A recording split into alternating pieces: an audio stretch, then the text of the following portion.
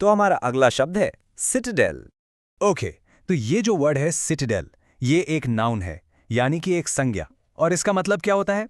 Simple सा मतलब है एक किला या गढ़।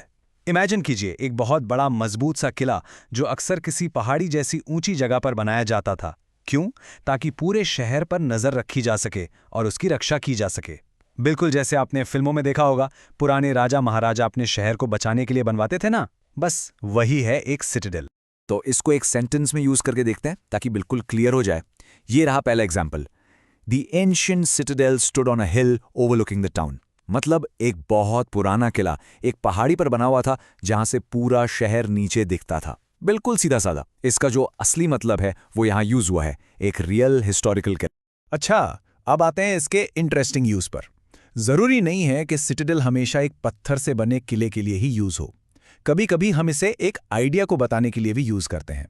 जैसे ये सेंटेंस सुनिए, the university is considered a Citadel of learning. अब यहाँ यूनिवर्सिटी कोई सचमुच का किला तो है नहीं, है ना? इसका मतलब ये है कि यूनिवर्सिटी को ज्ञान का, लर्निंग का गढ़ माना जाता है। सोचकर देखिए, जैसे एक किला शहर की रक्षा करता है, एक यूनिवर्सिटी ज्ञान की रक्षा करती है और उसे बढ़ाती है। कितना बढ़िया यूज है, राइट? चलिए एक और ऐसा ही मजेदार मेटाफोरिकल एग्जाम्पल देखते हैं, इस बार फाइनेंस की दुनिया से।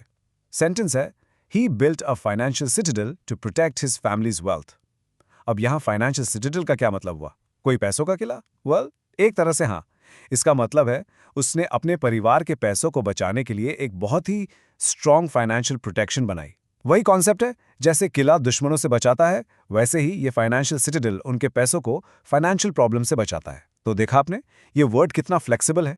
ओके, तो अब देखते हैं कि रियल लाइफ में जैसे न्यूज़ रिपोर्ट्स में ये वर्ड कैसे यूज होता है।